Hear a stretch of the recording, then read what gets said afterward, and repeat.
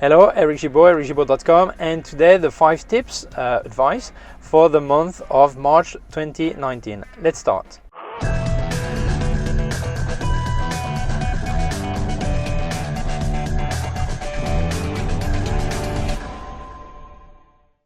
First of all, very often I receive email or message of people asking me where and how they should format their memory card. So my advice is simple. When my card is when I made some picture, I just download all the pictures to my computer, make a backup, so I've got 2 copies of each picture, put back the card in the camera, and I format in the camera.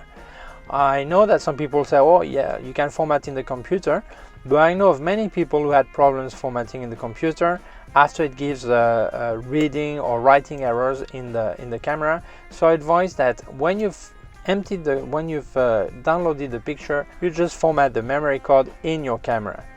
There are cameras like, I think the Sony one, they build like some kind of database, and I know of people who've lost everything because the card had not been formatted in the Sony camera. It gave some problem. It started okay and then it stopped. So I really advise, even if you never had a problem, try to have that habit of formatting in the camera. Advice number 2. Very often we come from making pictures and then we drop the camera bag at home, and then 2 or 3 days later, a week later, we go on the road again and we think I did not touch a camera, I didn't touch a bag, so there's no problem. And when you get there, you find out you forgot to put back the battery in there, or the charger, or a lens, or whatever. So it's very important that you make a checklist and you make sure you have everything in your bag. You just, as well, you optimize it. I spoke it in another tip.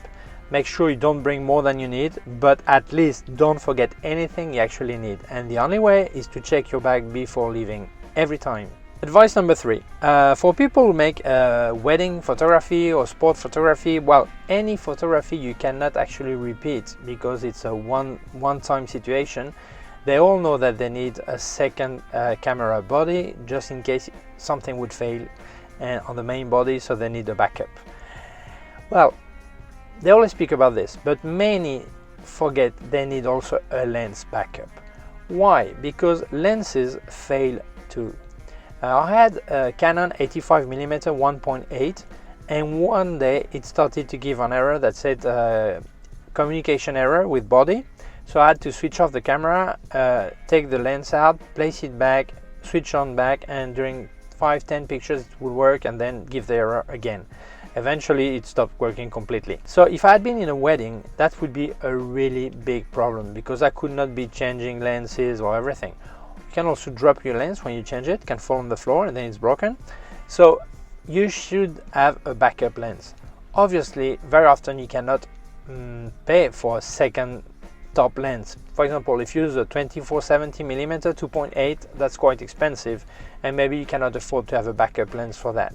But then have at least a prime lens that you use as a backup. So, or you get like a 50mm if you are in full frame, or 35 if you're in APS-C, or 25 if you are in micro 4/3.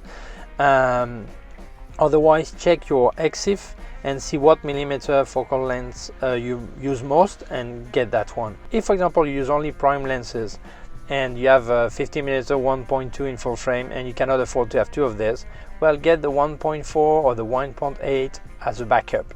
It would be as great, but it will save you. So don't forget, you need at least 1 backup lens that can cover most of what you do. If you need telelens, think of a cheaper brand or whatever, but you need a backup lens. Tip, maybe more reflection, advice, or thinking, or whatever.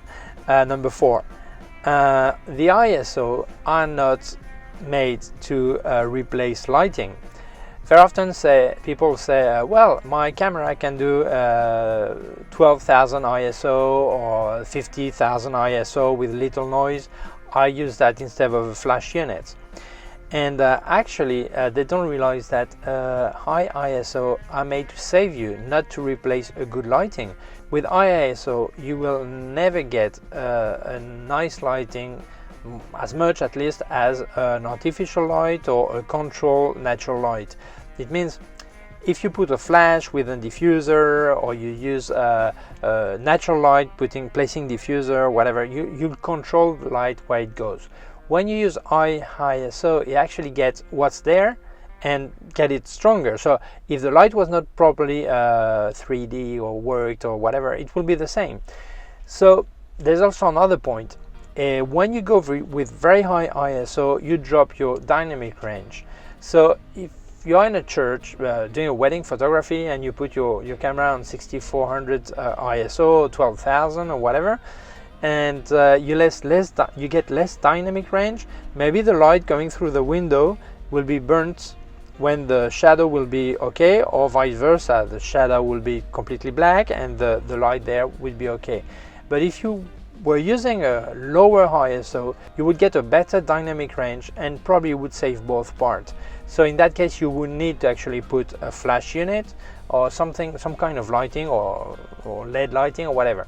If you can't, then yes, the high ISO is going to save you. If you can do the proper lighting, always prefer this to a very high ISO, because the result will be always better. Last advice, very often we say that we cannot work outside at midday, and that's partly true. And I think this is when you have to make a picture where they have told you to make the picture, or where you actually want to make the picture. But if you work in the shade, you have no problem.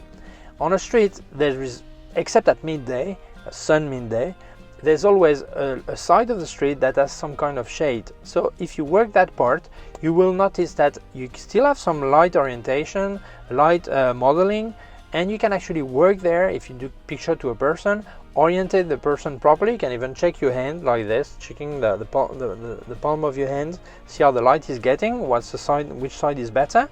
Place a person properly, and you'll get some very nice lighting, and you can work at midday. So if your lunch break is the only time you can actually make picture to a person, bring that person to the shade and you'll get some nice lighting, I guarantee you. Well, here we go. These were the 5 tips for March 2019. Please subscribe to my YouTube channel. There's a button down there, a small bell. If you click on it, you will get notified every time I upload a new video. My website, ericchipo.com. If you have any question, leave a comment or send me an email to info@ericchipo.com. And below in the description, I've put some links to other parts of my channel and also links to my gear in case you would be interested. Thank you very much. Bye.